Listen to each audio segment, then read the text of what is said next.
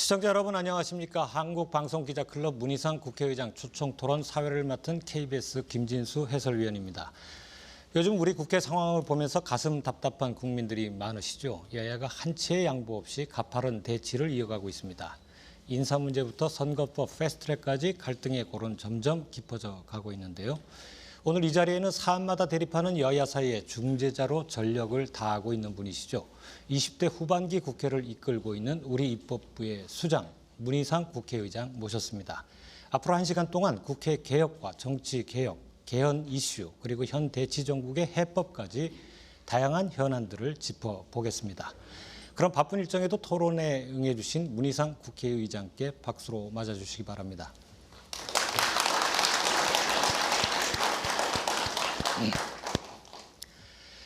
네, 오늘 토론은 한국방송기자클럽 회원사 KBS, MBC, SBS, CBS, YTN, MBN이 주최하고 공동으로 중계하고 있습니다.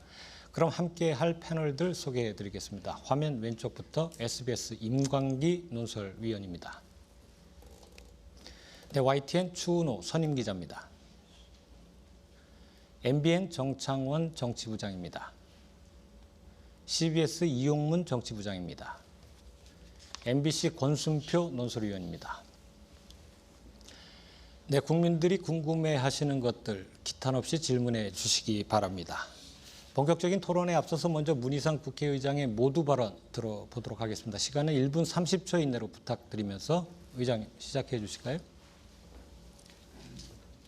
안녕하십니까. 반갑습니다. 국회의장 문희상입니다. 꽃보다 아름답다는 실력의 계절입니다. 이 아름다운 계절에 한국방송기자클럽 언론인 여러분과 함께 하게 돼서 매우 기쁘고 영광스럽게 생각합니다. 특히 이 귀한 자리에 이렇게 앞에 앉아 계신 분들을 보니까 우리 봉도한 대선배님을 비롯해서 선배님들이 다 앉아 계셔서 가뜩이나 카메라 울렁증이 있는 사람으로서 좀 떨리기도 합니다. 김벽수 회장님을 비롯한 방송기자클럽 관계자 여러분의 진심으로 감사의 말씀을 드립니다. 감심을 갖고 지켜봐 주시는 시청자 한 분 한 분께도 깊은 감사와 반가움의 인사를 전합니다. 올해가 방송기자클럽이 창립된 지 30주년을 맞이하는 뜻깊은 해라고 들었습니다. 대한민국도 3.1운동 100주년, 임시정부 수립 100주년의 뜻깊은 한 해를 보내고 있습니다. 사실 저는 언론인들과 만났을 때 늘 정치와 언론은 국민과 국가를 위한 길이 무엇인가를 함께 고민해야 한다고 말해왔습니다. 국정 운영 아젠다를 발굴해내고 방향을 제시하는 그런 책무가 공통적으로 있습니다. 그런 의미에서 선의의 경쟁자며 동업자라고 저는 생각합니다. 대한민국의 새로운 100년을 시작하면서 한국 사회 전반의 시스템 대전환과 한반도 평화 정착을 위해서 국민 통합이 절실한 시기라고 저는 생각합니다. 정치권과 언론이 국민 통합의 토대 위에서 새로운 100년을 만드는데 최선을 다해야 된다고 생각합니다. 오늘 토론회에서 언론인 여러분들의 질문에 허심탄회하면서도 열과 성을 다해서 진심껏 성의껏 답변하도록 하겠습니다. 감사합니다.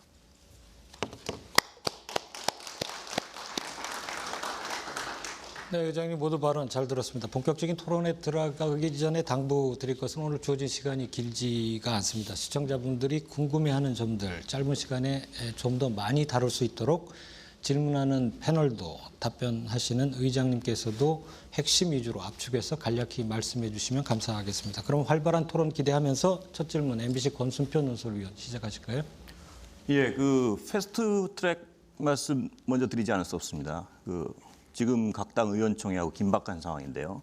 특히 민감한 게 선거제도인데요. 게임의 룰을 만들면서 게임 참가자와 합의 없이 강행할 수 있느냐, 몰아붙여도 되느냐, 이런 의견이 많습니다. 어떻게 생각하십니까? 예, 패스트 트랙에 관한 얘기를 너무 패스트로 말씀을 하시는 것 같습니다. 여기 오니까 바로 또 패스트 트랙으로 얼굴을 이렇게 만져주는데 그때 거기서 어떤 분이 패스트 트랙에 대한 질문이 많이 나올 텐데 패스트 트랙으로 화장을 하셔야겠습니다. 그렇게 말씀해서 긴장했습니다. 저는 기본적으로 선거제도는 합의에 의해서 되는 것이 지금까지의 관행이고 앞으로도 그렇게 되는 것이 최선이라고 생각합니다. 나는 지금도 늦지 않았다고 생각합니다. 패스트 트랙 중에도 완전한 합의에 이를 수 있도록 의장에 행사할 수 있는 능력이 있다면 최선을 다해서 그 길로 갈 것입니다. 그러나 그럼에도 불구하고 최선이 안 되면 지금 현재 이 선거제도 그 자체는 꼭 바뀌어야 된다고 저는 생각하는 사람 중에 하나입니다. 그래서 내가 오래 정치를 한 사람으로서 이런 식으로 민심이 왜곡되는 선거제도가 계속되는 것은 바람직하지 않다라고 생각합니다. 그것은 예를 들면 지난번 지자체 선거 때 보니까 25%를 경기도에서 자유한국당에서 얻었습니다. 그런데 의석은 단 한 석밖에 얻지 못했습니다. 이것은 잘못된 겁니다. 2006년에는 그 반대 형상도 있었습니다. 그때 내가 소속했던 더불어민주당이 아니고 그때는 아마 열린우리당인 거로 기억하는데 그때 20% 정도 득표를 했는데 실제로 의원수는 한 명을 얻지 못했습니다.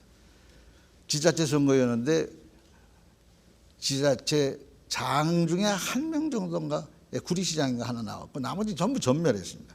이것은 뭔가 국민의 의석수가 국민의 득표율에 비례해야 된다는 비례성의 원칙에 민주주의 원칙에 어긋나는 일이고 이것을 가능한 한 접근한 안으로 완벽한 안은 있을 수 없지만 그래도 고칠 수 있으면 고쳐야 된다는 생각을 저는 갖고 있습니다. 한나라당에서는 신한국당 한국당에서는요 20대 국회는 없다면서 아주 강경투쟁을 예고하고 있습니다. 합의가 가능하다고 보십니까? 기간 내. 다시 한번 마지막. 그러니까 한국당에서는 20대 국회는 없다. 보이콧까지 선언하면서 강경한 반대 입장을 밝히고 있습니다. 합의가 가능하다고 보십니까? 지금 현 상황에서 가능성 측면. 예, 정치는 사람 움직이는 생물이라고 나는 정치를 배웠고 지금도 그 생각에 변함이 없습니다. 가능성은 늘 있다라고 생각합니다. 그래도 끝내 만약 합의가 안 된다면 직권상정 60일 이내 단축시켜서 하실 생각이 있으신 건가요? 직권상정이라는 말은 맞지 않습니다. 직권상정은 다른 때 쓰는 말이고요. 이 말은 이제 재량의 여지가 있을 때 국회의장이 임의로 자기의 직권으로 행사할 때 쓰는 말이고요. 이것은 그냥 선진화법, 국회법에 따라서 그냥 진행되는 절차라 개입의 여지는 없습니다. 그러나 저는 의장으로서 할 수 있는 최선을 다해서 마지막 순간까지 합의를 도출하려는 노력을 병행하겠습니다. 그러니까 제가 여쭤본 건 60일 이전이라도 그 기간을 단축시킬 생각이 있으신 건가요? 그 전이라도 예. 난 60일 이전이라도 예. 분명히 합의선이 도출된다라고 봅니다. 왜 그 길밖에 제가 길이 없기 안 될 때문에. 경우에요. 안 될 경우라고는 난 상상하지 않았습니다. 나는 된다고 봅니다. 왜냐하면 이 길밖에 살 길이 없으니까요. 그 연동형 비례대표제의 경우에는요, 의장님, 그 한국당의 경우는 의석이 줄어드는 걸로 나오거든요. 그것 때문에 반대한다고 생각하는데 그게 합의가 가능한 상황인가요? 이쪽에서 볼 땐 어떻습니까? 그것은 아까도 얘기했지만 한석도 25%를 자기네가 얻고 한석도 못 얻어가는 그런 일들이 있었으니까요. 그러니까 그거보다는 나니까요. 이런 왜곡된 현상을 지금 복불복이라고 어느 때 어느 게 민심이 반할지 모릅니다. 어느 쪽이 유리하다고 불리하다는 판단은 작은 판단입니다. 그거보다 더 큰 것은 국민의 의사에 맞는 비례성을 하는 그런 의석수를 가져야 된다. 국민이 지지해 준 만큼 의석수를 가져야 한다는 것은 민주주의 대원칙인 것입니다. 그건 대표성 때문에 그렇습니다. 네, 질문 다 하셨나요? 예. 네, 수고하셨습니다. 마지막으로 하나 좀 첨부하고 싶은 건 20대 국회는 없다라는 말은 나는 이 말은 맞지 않다고 생각합니다. 그러면 국민이 뽑아준 20대 국회고 국민의 의사가 반해가지고 우리들 임의대로 그만둔다고 그만둬지는 것도 아니고 그것은 민주주의에 맞지 않아요, 원칙에. 이런 말은 굉장히 조심스럽게 해야 될 말이라고 저는 생각합니다. 정치적 수사로 쓰는 의미가 있을지 모르지만 원칙에는 맞지 않습니다. 네, 알겠습니다. 선거제 개혁 어떤 필요성에 대한 의장님의 그 강력한 어떤 의지랄까요? 생각 잘 들어봤고요. 수고하셨습니다. 계속해서 CBS 이용문 정치부장 질문 이어가 주시기 바랍니다. 예, 사회자께서도 말씀을 하셨습니다만 현 여야 대치 정국의 원인 가운데 하나죠. 야당이 강하게 지명 철회를 요구했었던 이미선 헌법재판관. 임명 전 여론조사에서 부적격 의견이 적격 의견의 2배 가까이나 됐고요. 임명 직후 여론조사에서도 격차가 줄긴 했습니다만 여전히 부적격 의견이 많았던 게 사실입니다. 이런 부적격 여론이 강한 가운데서 청와대가 대통령 순방 중에 전자결제로 임명한 것에 대해서 의장님께서는 어떤 견해를 가지고 계십니까?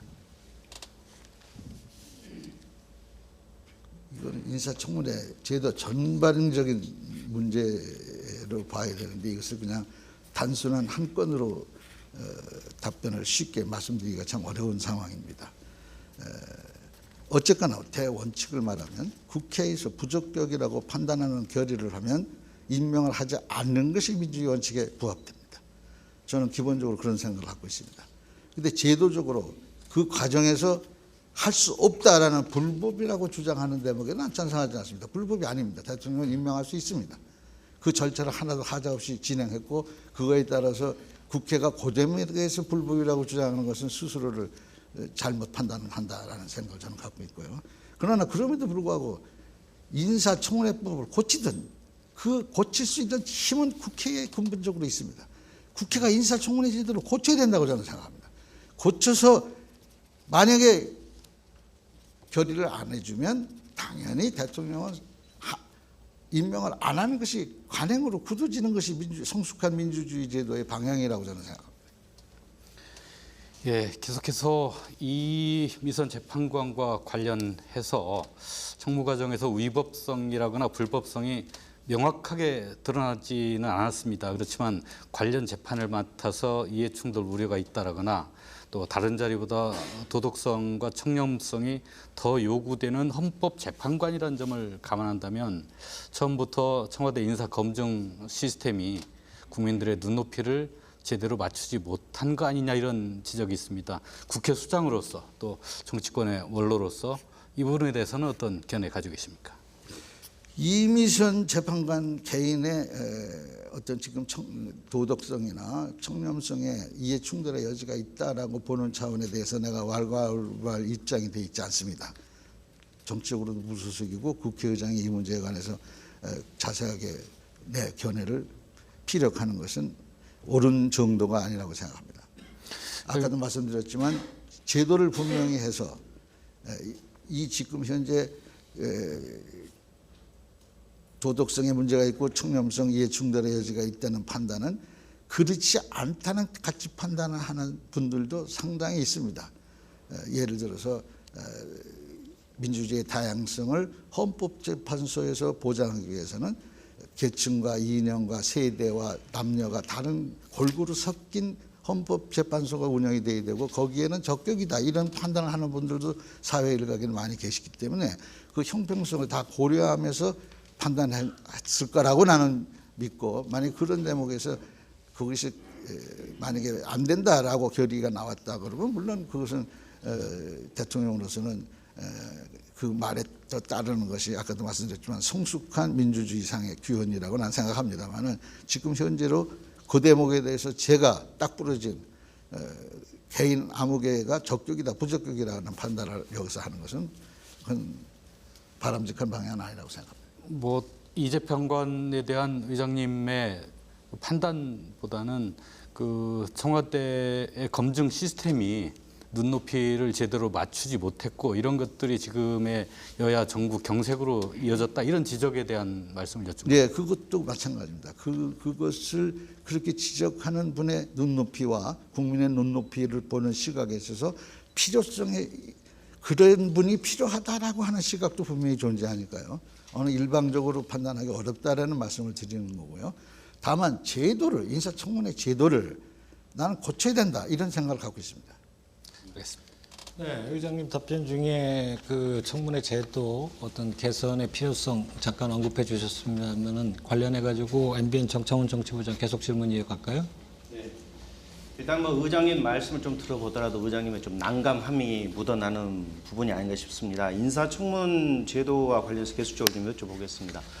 어찌됐든 간에 이미선 재판관 임명으로 인해서 현 정부 들어서 청문 보고서 채택 없이 임명한 고위 공직자만 15명에 달하고 있습니다. 박근혜 정부 때보다 훨씬 뛰어넘었는데요. 자, 이런 분위기라면 앞으로도 계속 청문 보고서가 없는 장관들이 속출할 수가 있다는 이야기인데 이 부분에 대해서 혹시 의장님께서 대통령님과 직접 한번 이야기를 해보실 용의는 없으신지 궁금합니다. 할 용의가 있습니다. 비하면은 인사청문회 제도는 고쳐야 됩니다라고 나는 꼭 말씀드릴 생각이 있어요. 그 이유는 지금까지 이것이 여야가 때로는 여가 때로는 야가 지금같이 예를 들어서 20대 국회의 초반은 지금의 여가 야였습니다. 그때도 똑같은 것이 반복된다 그러면 이것은 제도의 시스템의 문제 아닌가라는 생각을 들었기 때문에 제도를 고쳐봅시다. 미국의 그것이 꼭 완벽한 선진 사례라고는 저는 생각하지 않습니다만 미국에 그래도 인사청문회 제도가 맨 먼저 생겼고 그리고 김대중 대통령 때 처음 청문회 제도가 해서 국회에서 동의나 인준을 필요로 하는 그런 사람들에 대해서 시작이 됐고 사실 장관급에 관한 그 인사청문회가 시작된 것은 박근혜 대통령이 야당 대표 때 주장을 해서 노무현 대통령 때 받아들인 겁니다. 그래서 그런 과정 속에서 우리가 일천한 시간이긴 합니다만 그래도 많은 청문회를 거치면서 노하우가 많이 축적된 게 있긴 있습니다만 그럼에도 불구하고 지금 현재 이런 식으로 운영이 된다 그러면 불용론이 나올 가능성이 있어요. 인사청문회 못하라는 거야. 아무리 따져서 잘못됐다고 그래서 채택 안 했는데 임명을 해버리면 어떻게 나.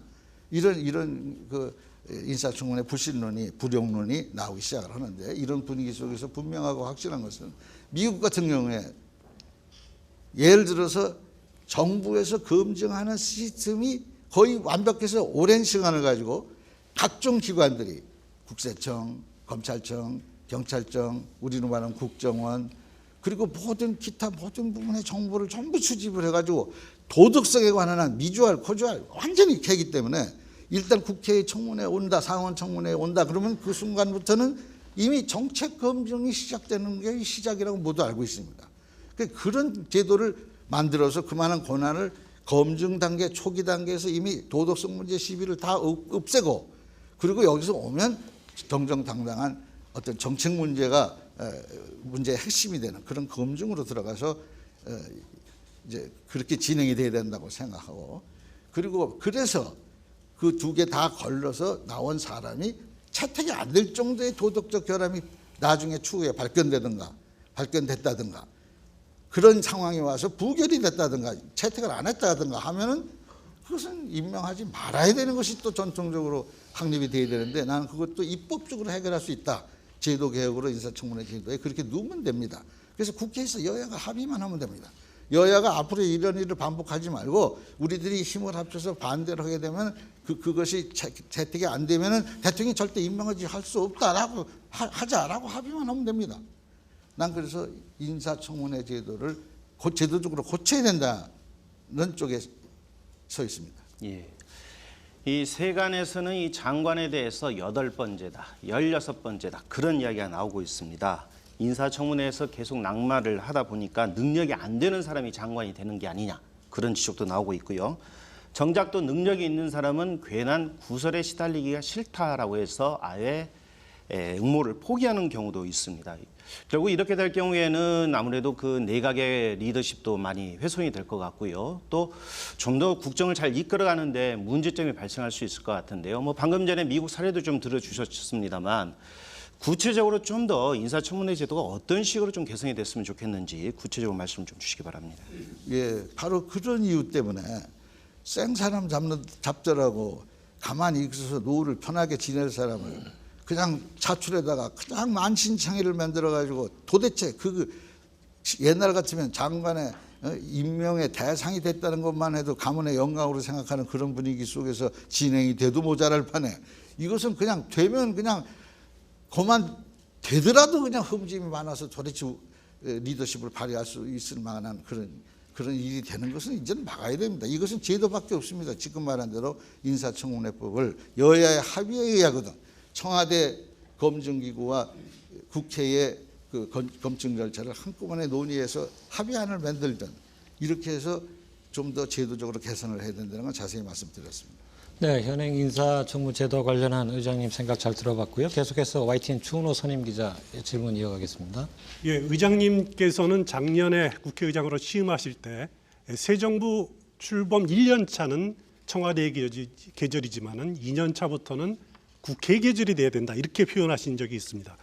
그렇지만 지난 1년을 돌이켜 보면은 국회의 계절이다라고 하는데 동의하는 분들은 아마 없지 않을까 싶은데 거기에 대한 그 의장님의 평가, 지난 1년에 대한 평가는 어떤지 듣고 싶습니다. 지금 말씀하신 그대로입니다.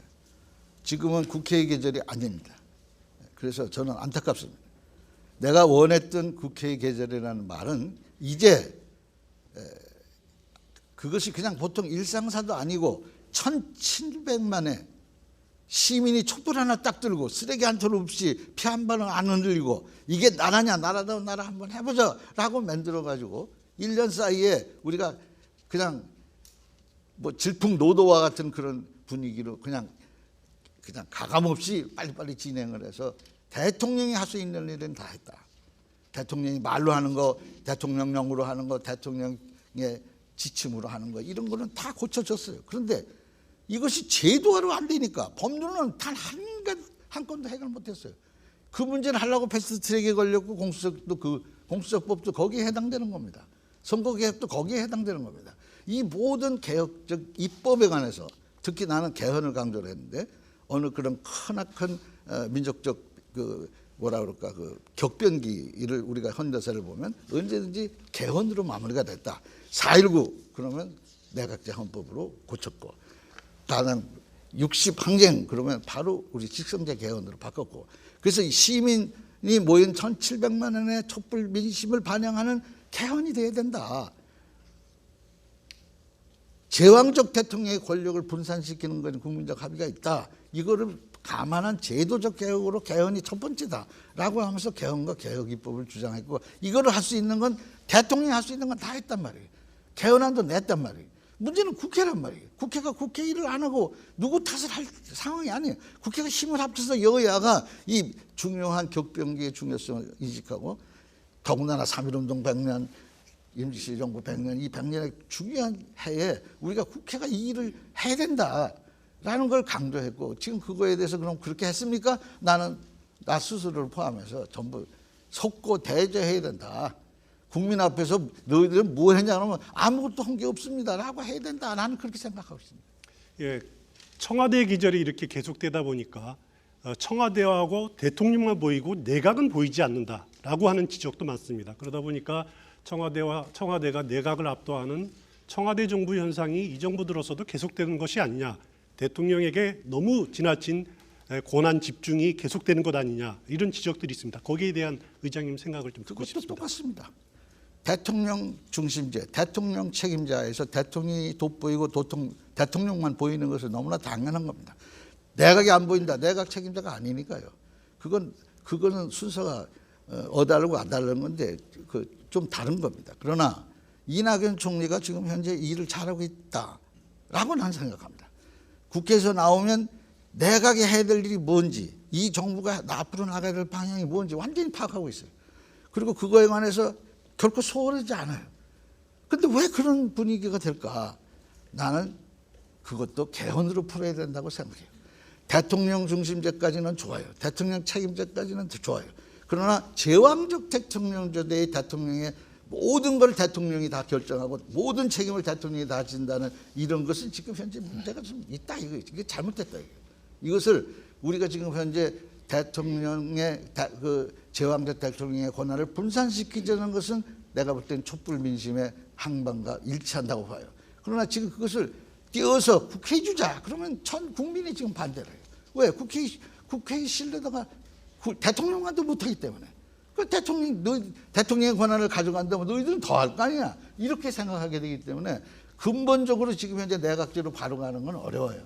따라서 지금 현재 대통령을 국민이 뽑는 이런 체제에서 대통령 제도의 골간을 건드리지 않으면서 그걸 분산시키려면 수직적으로 분산하는 것은 지방자치의 활성화나 지방분권이나 이것을 강화하는 헌법으로 고치고 권력 구조에 관해서는 총리를 국회가 추천하는 그러나 지금 바로 추천하는 제도가 되면은 양쪽이 매일 또 권력 다툼이 돼가지고 지금보다 더한 싸움이 나지 않을까라는 우려도 있기 때문에 두 사람을 추천해서 대통령이 하나 선택하는 복수 추천제, 수평적 대통령 권력의 분산 요거에 관해서 권력 구조 중에서 국무총리가 국회에서 추천하는 걸 임명하면 어떻게 달라지냐면 국무총리가 그렇게 되는 총리는 책임 총리가 될 수 있다.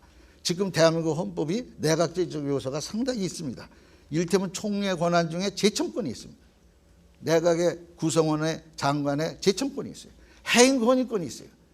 지금도 실질적으로 대통령이 다 행사하고 총리는 아무 소리를 못하기 때문에 지금 문제가 있는 것이지, 그 권한만 행사할 수만 있다면 이것은 상당한 대통령 권력에 대한 그 견제가 가능하다.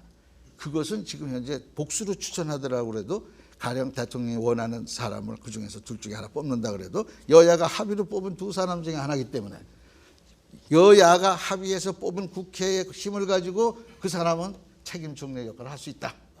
당당하게 해임 건의를 할 수 있고 당당하게 총리의 재청권, 내각의 재청권, 장관의 재청권을 행사할 수 있다. 저는 그렇게 생각하기 때문에 중간적으로 이런 제도로 개헌을 하자라는 생각을 저는 갖고 있습니다. 예, 역시 의장님 최대 관심사가 개헌이라는 점 다시 한번 확인할 수 있는 답변인 것 같은데 좀 더 깊숙이 들어가 보죠. SBS 임강기 논설위원. 네, 지금 말씀하신 것이 이제 개헌 그 중에서 제왕적 대통령제 폐해를 줄이자 그러려면은 국회에서 복수 추천한 총리 추천권 이거를 말씀하셨는데 어떤 취지에서 말씀하신지는 알겠지만 현실론에 이제 부딪힐 수가 있습니다. 여소야대가 우리 정치사에 흔히 있을 수 있는 거고 또 있어 왔고요. 자, 만약에 지금 자유한국당이 여소야대 상황이라고 할 경우에 문재인 대통령의 황교안 총리, 나경원 총리 좀 이상하지 않습니까? 이런 경우에 과연 대통령 중심제의 그런 것들하고 굉장히 모순이 되는데 이거는 어떻게 해석을 하십니까? 저는 그렇게 생각하지 않습니다. 우리 헌법 그대로 가지고도 제도적으로 운영했던 역대 대통령들이 있습니다. 간단히 얘기하면 노무현 대통령의 박근혜 총리, 이것은 노무현 대통령이 아주 있는 힘을 다해서 전심전력해서 박근혜 대통령한테 요청한 사안입니다. 김대중 대통령은 김종필 총리 야당이었던 김종필 총리를 국무총리로 임명해서 실제로 운영을 했습니다. 여야의 기본적인 합치는 내가 볼 땐 그런 정도의 연대, 그때 무슨 당을 합쳤거나 이런 상황이 아닙니다. 운영하기에 달해서는 할 수 있다. 우리도 얼마든지 할 수 있습니다. 나는 그렇게 생각하기 때문에 지금이라도 가능성이 있다 그러면 복수 추천 제도에 그걸로 상당히 접근해 있습니다. 지금 안에. 내가 알기로는 지금까지 지난 국회, 아니 20대 국회에도 전반기, 그리고 그 전에 국회에서도 그거에 대한 논의가 많이 일어났고 최종적으로 결국 할 수 있는 안의 최선은 무엇이냐 하고 거의 합의선에 도달하는 안이 바로 그 안입니다. 복수 추천.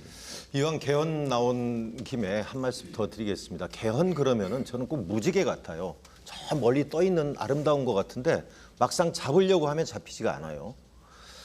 대통령 후보들이 지난 대선 때 어느 후보 개헌 안 하겠다는 사람 없었고요. 국회의장들 취임 일성으로 개헌 안 하겠다는 국회의장 없습니다. 그런데 막상 강론으로 들어가서 협상 테이블에 앉으면 전부 생각이 달라지고 지금도 마찬가지고요. 자, 이제 1년도 남지 않았는데 의장께서는 내년 총선 때 개헌을 이렇게 붙여서 투표가 가능하다 이렇게 보신가요, 현실적으로? 그렇습니다. 나는 가능하다고 믿고 되리라고 보고, 그리고 만약 그 일이 안 된다 하더라도 나는 끊임없이 이 주장을 할 겁니다. 왜냐하면 이것이 국민이 우리한테 준 촛불 민심의 명령이라고 생각하기 때문입니다. 제도적으로 보완이 없이는 또 이런 일이 반복되고, 그런 일이 반복된다는 얘기는 촛불 광장에서 밤낮 촛불로 일상화되는 이런 세상을 또 봐야 된다는 얘기가 됩니다.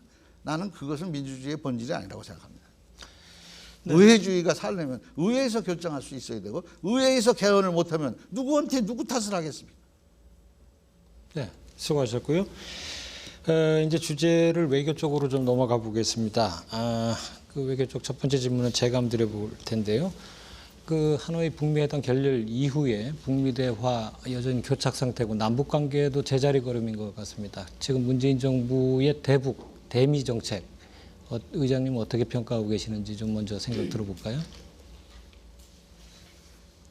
대북. 네. 그 묶어서 얘기가 좀 예. 대북 정책부터 풀어주시죠. 예. 대북. 네. 대북은 나는 더 이상 좋을 수 없을 정도로 상당히 진척된 관계를 갖고 있다라고 생각합니다. 많은 분들이 이거 잘못된 거 아닌가라고 의문을 갖고 계시고, 난 그 대목에 대해서 충분히 일리 있다고 생각하고, 호시 우행이들하고 사나운 그 호랭이 눈으로 주도 면밀하게 주변을 잘 살피되 뚜벅뚜벅 한 걸음 한 걸음 앞으로 나가야 된다, 그런 생각을 갖고 있고, 또 만절필동이라고 만분의 황하가 꺾여서 흘러도 결국은 한반도 평화라는 쪽으로 다 간다.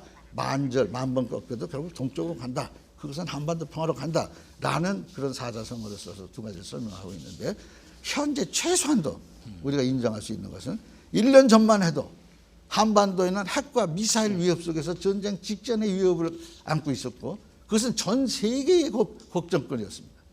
그런데 이제 최소한도 그런 걱정에서는 벗어났어요. 완벽하게 해결됐다고 나는 말하지 않습니다. 지금도 문제의 시작이고 또 출발해야 된다고 생각합니다. 그러나 일보, 진일보 하나씩 나가고 있다라는 것만은 틀림없다. 그런 생각을 하기 때문에 지금도 북한과의 그런 관계를 맺기 위해서 전 국민적 마음을 모으는데 우리가 노력을 해야 되고, 그 마음을 가지고 또 그런 입장으로 해야 된다. 우리는 5,000년 동안 계속 같은 언어를 쓴 같은 민족이 70년간 남북이 갈려가지고 분단된 상태에서 숱한 신고의 세월을 거쳤고, 또 때로는 전쟁까지 했던 이런 나라입니다. 그래서 이것을 주변에 자꾸 우리 주변의 4대 강국을 비롯해서 국제사회에도 이런 얘기를 자꾸 할 필요가 있다라고 난 생각해서 계속 외교적 측면에 한국에게 나갈 방향도 바로 그런 쪽에 초점이 맞춰져야 된다라고 생각하고, 내가 할 수 있는 일은 가는 데마다 그렇게 얘기하고 다녔습니다. 특히 지금 북미 얘기를 하셨는데 미국 가서도 똑같이 얘기했습니다. 우리가 5당 대표가 갖고 미국의 조야의 의장단이 싹 바뀌는, 의회의 지도부가 교체되는 그 시기에 맞춰서 하노이 북미 회담 직전에 가가지고 최소한도 우리가 메시지를 정리해서 가져갔습니다. 그리고 그건 5당 대표도 똑같이 얘기했습니다. 한미 동맹이 그 어느 때보다 중요하다. 과거도 그렇고 현재도 그렇고 앞으로 미래도 그렇다. 만약에 한반도가 통일이 되는 그 이후라도 동북아의 평화와 안정을 위해서도 미군이 그대로 주둔해야 되고, 한미 관계는 더 돈독해야 된다. 한미 동맹 관계와 북미 회담은 너희들 북미 간의 문제만이 아니다. 거기에 꼭 지금 대한민국이 있다는 것을 잊지 마라. 이것을 메시지로 전달하는데 우리 5당이 똑같이 얘기했습니다. 그 대목은. 그래서 나는 그 미국 관계도 한미 동맹을 바탕으로 해서 완전한 비핵화와 또 한반도 평화 정착, 항구적인 평화 정착, 이 두 가지 목표에 있어서 한치의 틀도 없이 똑같다라는 생각을 저는 하고 있습니다. 네, 이 질문은 좀 간단히 대답해 주셨으면 좋겠는데, 아무것도 정해지지 않았습니다만 어쨌든 북한 김정은 위원장 답방이 지금 예정돼 있는 상황인데, 여당 원내대표는 국회 연설 환영한다 이런 입장 밝혔고요. 야당에서는 좀 반대 움직임이 있을 수도 있다고 보이는데, 의장님 생각은 어떠십니까? 저는 전혀 그렇지 않다고 생각합니다. 네. 만약에 그런 분이 있다 그러면 그건 설득해서 어떻게든지 우리 같이 가야 된다라는 얘기를 해야 되겠죠. 그런데 5당 대표가 지난번에 미국 갔을 수도 그렇고, 그런 대목에 관해서는 일치했거든요. 그리고 대표들이 모이는 그 초월회라고 그래서 월요일 날 한 달에 한 번씩 첫 번 월요일 날 만나는 모임이 있는데, 거기서도 그거에 대해서는 이의를 제기하는 분이 한 번도 없었고요. 네. 내가 계속 강조했고요. 거기에 대해서 우리는 못해요, 못 들어가요, 뭐 이런 얘기하거나 반대합니다 이런 얘기 한 사실이 없습니다. 네, 네. 그리고 최소한도 우리 대통령이 15만 명 평양 시민 앞에서 완전한 비핵화를 주장하는 연설을 용인했는데, 우리가 의회에서도 그 얘기를 북한에서 와서 못하게 한다 그러면 이것은 자유민주주의가 우월하다거나 자유민주주의적으로 우리가 모든 게 돼야 된다라는 생각을 갖는 우리로서는 그것에 반대할 이유가 없다고 나는 생각합니다. 네, 벌써 예정된 시간이 절반 지나갔는데요. 지금 여러분께서는 한국방송기자클럽이 마련한 문희상 국회의장 초청토론 함께하고 계십니다. 계속해서 YTN 추은호 선임 기자, 질문해 주시죠. 한일 관계에 대해서 좀 질문을 드리겠습니다.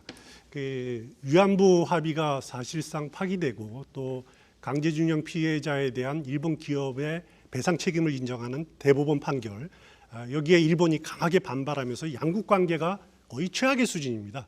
의장님께서는 한일의원연맹 회장도 지내셨고, 특히 한일 양국 관계 문제에 대해서 오랫동안 관심을 기울이신 것으로 알고 있는데 지금 아카일로에 있는 이 양국 관계 어떻게 풀어야 된다고 보십니까?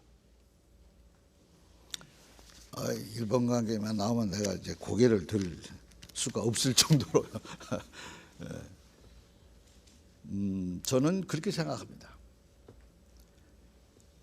많은 분들이 많은 얘기를 했지만 지금 제가 생각하는 한일 관계의 가장 이정표를 제일 먼저 만드신 분들은 김대중, 오부지라는 두 분의 선언입니다. 거기는 투트랙이라는 말을 지금 내가 이름은 내가 붙인 겁니다. 투트랙으로. 과거는 과거고 미래는 미래다. 미래지향적으로 함께 나가다. 그러나 과거를 직시하자라는 말이고 지금도 그 생각이 변한 거 없습니다. 우리가 과거에 얽매여서 미래로 한 발짝도 못 나간다. 그러면 그것은 어리석은 일입니다. 더군다나 지금 이런 세계사적 분위기에서는 더욱더 그렇습니다. 그러나 미래로 나간다는 걸 핑계로 과거를 얼버무리자, 어물쩍 넘어가자. 이것은 국민적 정서가 용납이 안 됩니다. 그렇기 때문에 투트랙이라는 말을 쓸 수밖에 없는 거예요. 과거를 직시하고 잊지 말고 그것을 늘 생각하면서 그러나 이제 같이 가야 된다라는 건 그렇습니다. 일본은 우리랑 공통점도 많습니다. 자유민주주의를 추구합니다. 그 주변의 몇 나라 중에서도 특히 일본은 우리가 자유민주주의를 공유하고 있습니다. 그리고 유교적 전통, 한자를 쓰는 정도의 농도 이런 거에 있어서 아주 이사 갈 수 없는 가까운 이웃입니다. 이사 간다면 이사 갔으면 좋겠는데 이사 갈 수가 없는 공동의 운명체 같은 그런 숙명 같은 관계가 있어요. 그렇기 때문에 우리는 좀 더 가까워져야 된다고 생각해요. 특히 지금 현재 남북 관계가 이 정도 진행이 되면 이 한반도 평화에 할 역할이 일본에 상당히 있다고 나는 주장합니다. 그리고 한국, 미국, 일본의 이 조인트는 한국 안보 외교의 기틀이라고 나는 생각합니다. 기본적으로. 이것을 흐트러지는 것은 어떤 이유로도 안 된다. 이건 바람직한 방향이 아니다라고 생각하기 때문에 앞으로도 해법이 있으면 내가 책임질 분야가 있으면 물론 앞장서서 책임을 지고 좀 잘 됐으면 좋겠습니다. 그런데 이제 최근에 이제 제가 내 발언 때문에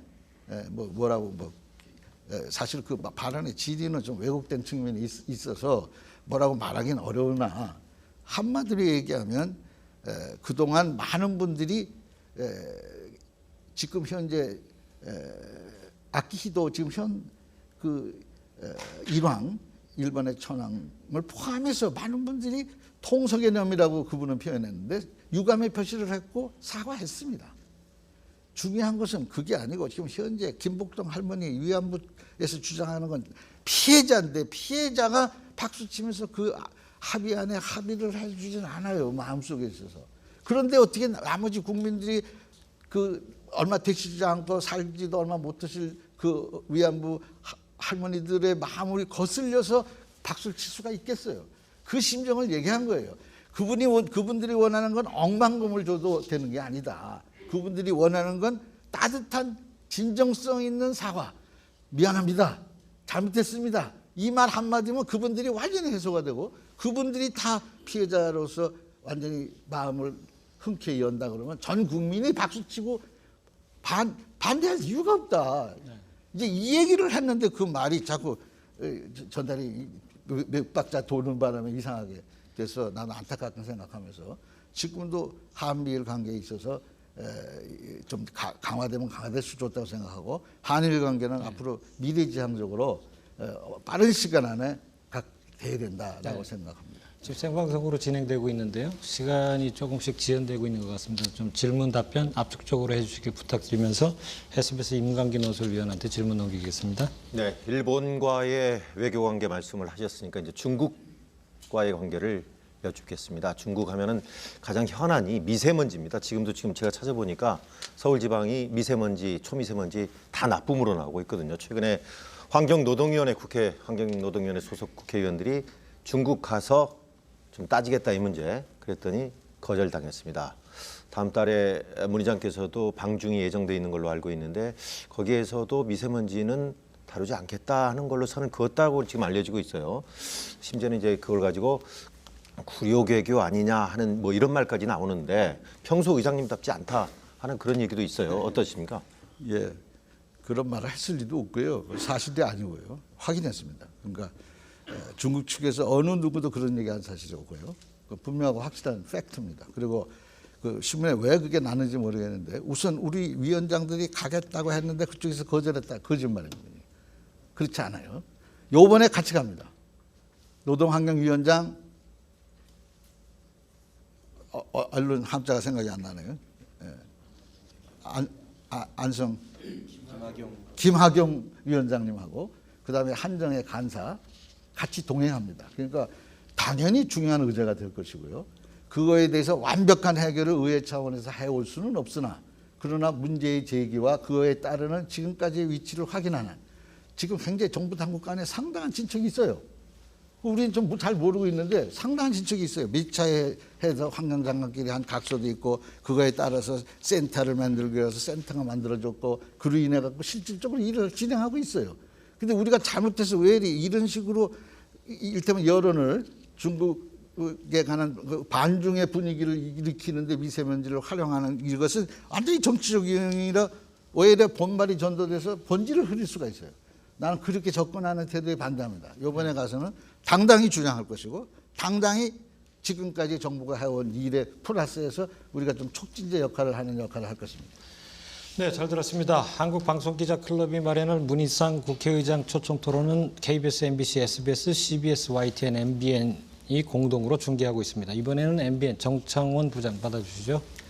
네, 이번에는 국회 내부 이야기로 좀 들어가 보도록 하겠습니다. 얼마 전 5.18이나 세월호 막말을 비롯해서 요즘 의원들의 거친 발언이 잇따라 파문을 일으키고 있습니다.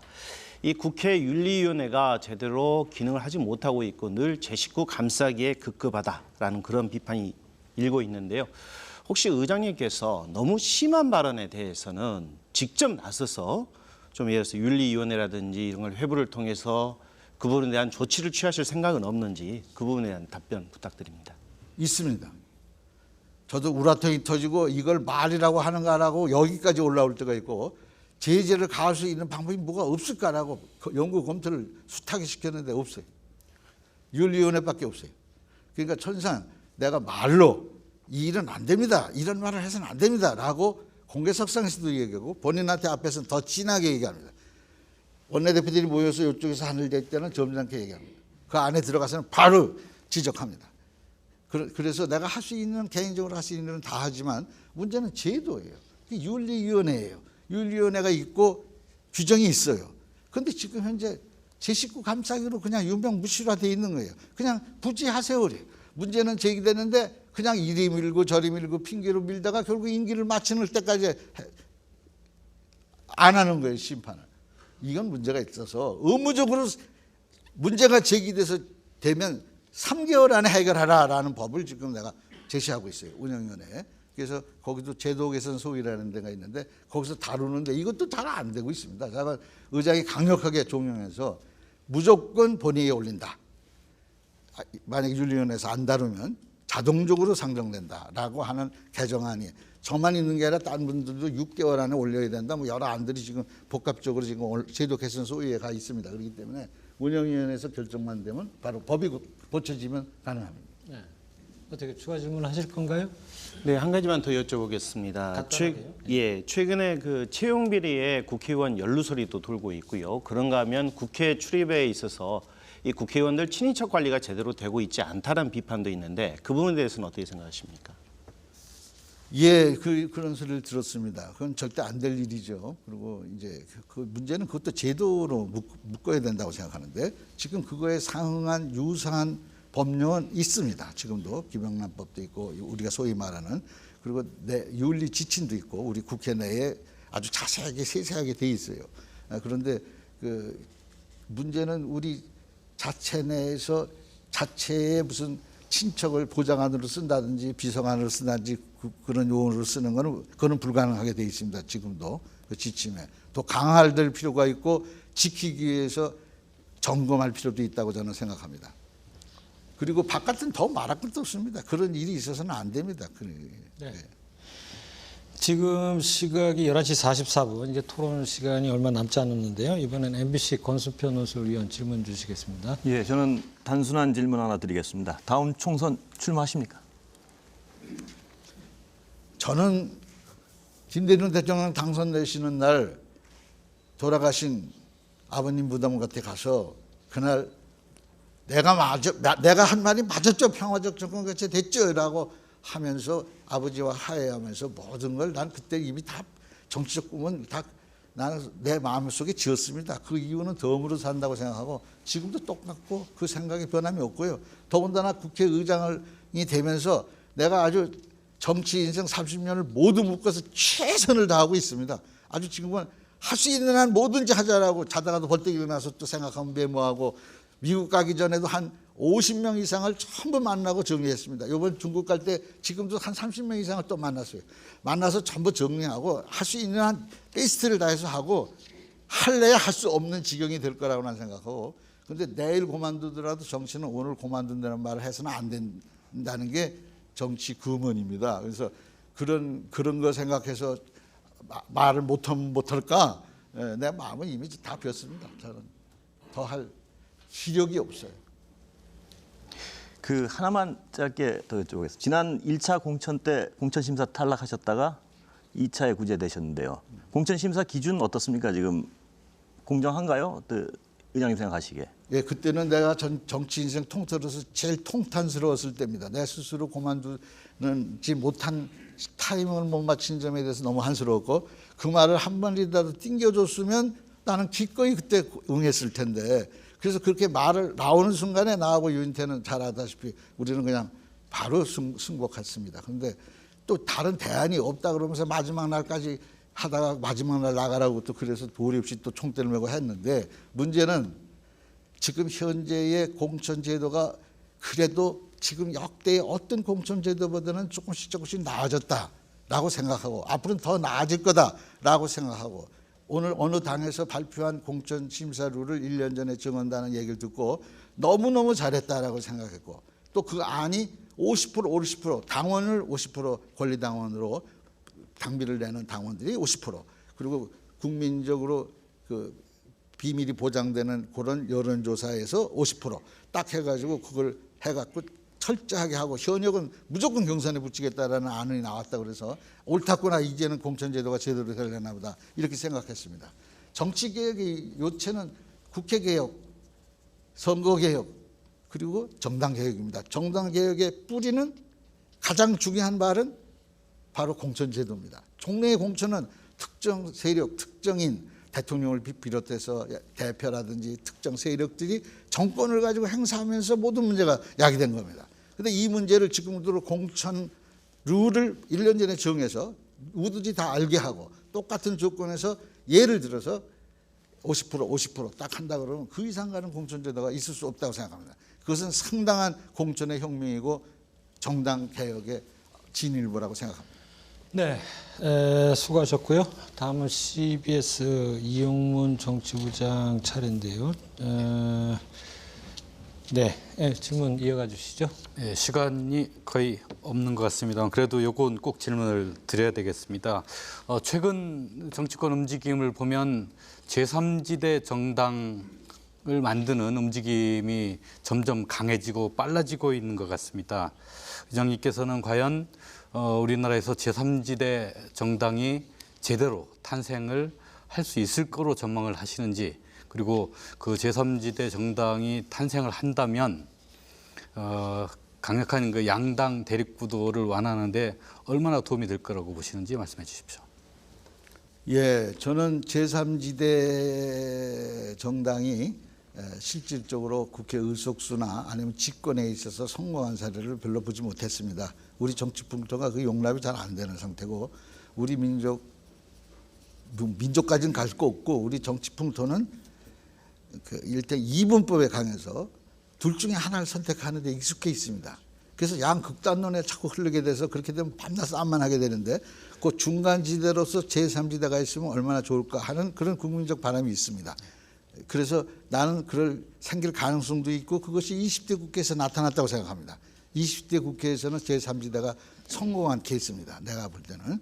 그래서 그것이 꼭 바람직하냐 아냐를 떠나서 생길 수 있다라고 생각하는데 다만 이렇게 이합집산 같이 보이는 연대라고 그럴까 양 세력이 아닌 사람을 주워 가지고 공천을 위한 공천을 위해서 이렇게 만들 생각을 하고 이렇게 하면은 국민적 지지를 넓게 받기는 쉽지 않다.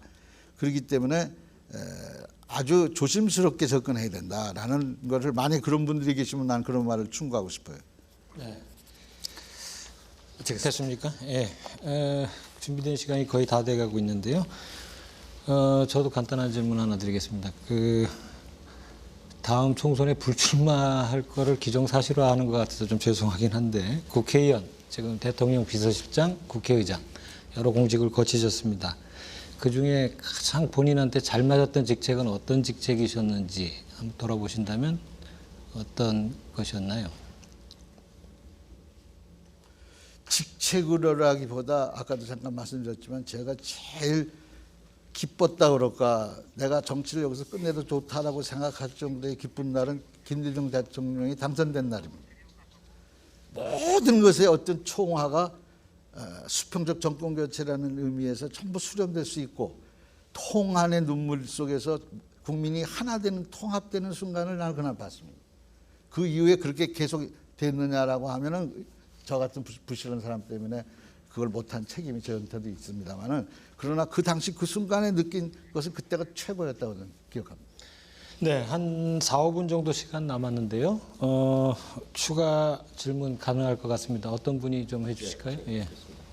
국회의원이 임기 중에 출산한다는 것은 굉장히 드문 일이죠. 그런데 최근에 자유한국당 신보라 의원이 생후 6개월 된 아이하고 이렇게 본회의장에 출입을 해서 거기에서 저출산 문제 뭐 이런 거에 대해서 이제 남녀고용평등법을 좀 하려고 하는 어떤 퍼포먼스를 제안을 했는데 의장께서 이제 못하게 했어요. 그래 뭐 권위라든가 선례라든가 이런 것들이 중요하긴 할 텐데 그래도 좀 저출산 문제를 좀 환기시키는 그런 것은 좀 아쉽지 않았느냐 이런 지적도 있는데 이거는 어떻게 생각하신가요?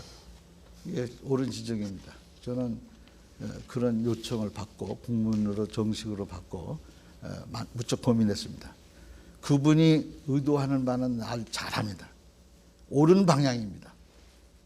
어떤 육아를 저출산이 가장 문제인 대한민국에서 특히 육아 문제에 관해서 어떤 공동화 그리고 같이 여러분 사회적 관심을 기울여야 된다는 그 측면에서 난 높이 샀습니다. 근데 그럼에도 불구하고 내가 보수적인 생각인지는 모르지만 의장은 왜 그 제도가 생겼는가? 지금까지 일체 들어올 수 본회의장에 들어올 수 회의장에 들어올 수 있는 사람은 한정적입니다. 국회의원 그리고 의안 심의에 필요한 사람 대통령이라 할지라도 대통령 예를 들어서 타국 대통령 이런 때는 허가 여부를 의장이 결정해야 됩니다. 그리고 정무위원, 국무위원들 그래서 꼭 필요한 사람들 외에는 절대 회의장에 들어올 수 없다라고 하는 원칙이 왜 생겼을까? 그것은 국회의원의 심의권의 보장이라고 저는 생각했고 그것도 또 하나의 가치입니다. 그래서 그 가치와 가치 사이에서 어느 걸 우선해야 되는가를 난 판단하려고 생각한 건 아닙니다. 신보라 의원이 옳다라고 생각한다 하더라도 그분이 낸 참석할 수 있다라고 하는 법률안이 운영위원회 계류 중이에요. 그럼 그 법률이 최소한도 계류 중인데 내가 하면 그것을 찬성 반대하는 것을 의장이 뜻을 표시해서 압력을 행사하거나 영향력을 행사하는 것 같이 보이면 이것은 의안 심의의 기본 의장의 권한 그걸 보장해야 되는 의장으로서는 이것은 문제가 있구나라는 생각을 했기 때문에 내가 절절한 내 심정을 표현해서 글로 만들어가지고 보내드린 겁니다. 네, 지금 한 2분 정도 시간 남았는데요. 추가 질의 YTN 추은호 선임 기자. 예, 이 질문을 꼭 좀 드리고 싶은데요. 박근혜 전 대통령에 대한 지금 석방 요구가 있고 또 검찰에서 그 심의를 진행 중입니다. 문 의장님 생각은 어떠신지요? 박근혜 대통령은 저는 참 뭐라 그럴까 인간적인 연민을 느낍니다. 불쌍합니다. 인간적으로 참으로 안 됐다는 생각이 듭니다. 그러나 인간적인 문제와 현실에 있어서의 역사적인 문제, 정치적인 문제 이런 것을 고려하지 않을 수가 없는 겁니다. 나는 이거의 모범 사례로 소위 만델라 프로세스라고 불리우는 김대중 대통령께서 5.18 광주 사태를 광주 혁명을 푸실 때 썼던 그 순서입니다. 4가지 순서인데 첫째, 진상의 규명. 진상이 완전히 규명돼야 됩니다. 두 번째, 그거에 따르는 사법적 처리. 사법적 처리가 끝나야 됩니다. 그리고 그에 따르는 피해자에 대한 보상과 가해자의 반성. 잘못했다. 내가 역사 앞에 정말 진솔하게 잘못했다라고 얘기해야 됩니다. 그래야 용서와 화해가 돼야 됩니다. 그것이 안 되고 순서만 조금만 틀려도 지금까지 계속 10년이 지나도 또 문제가 되지 않습니까? 그때 그 순서대로 쫙 밟았다면 그런 일이 안 일어나겠죠. 그래서 지금 우리들의 그 인간적 심성으로서의 어떤 동정심과 어떤 제도의 문제, 역사의 문제하고는 다르다. 그래서 그것을 분명히 해야 된다. 저는 그렇게 생각합니다. 네. 어느덧 마칠 시간이 됐는데요. 미처 못다 하신 말씀, 국민들께 하고 싶은 말씀 정리해서 한 1분 정도 마무리 발언 들어볼까요, 의장님? 부족한 사람이 그냥 방송계 거물들 앞에서 질의응답을 제대로 했는지 모르겠습니다. 나도 무슨 얘기를 했는지도 나도 정신을 못 차릴 정도입니다. 가슴속 기분으로 나오는 감사의 말씀을 드리고, 우리가 3.1운동 100주년 그리고 임시정부 수립 100주년의 해가 아주 갖는 의미가 크다. 민족적 큰 흐름이 바뀌는 대격변이다. 여기서 제일 필요한 것은 초기 임시의정원에서 의장을 지내신 분들이 주장했던 하나도 통합, 둘째도 통합, 셋째도 통합 이렇게 얘기하셨던 그 정신으로 돌아가서 힘을 모두 합쳐서 하나로 뭉쳐서 세계로 미래로 나아가는 계기가 마련되기를 기대합니다. 감사합니다. 네. 한국방송기자클럽이 마련한 문희상 국회의장 초청 토론은 여기까지입니다. 꽉 막힌 전국을 풀기 위한 국회 수장의 어깨가 무겁습니다. 오늘 보여주신 개혁 의지와 진정성이 우리 국회와 정치권의 변화로 이어지길 기대하면서 열정적인 토론 이어가 주신 문희상 국회의장께 감사드립니다. 패널 분들도 수고 많으셨고요. 시청해 주신 여러분 대단히 고맙습니다.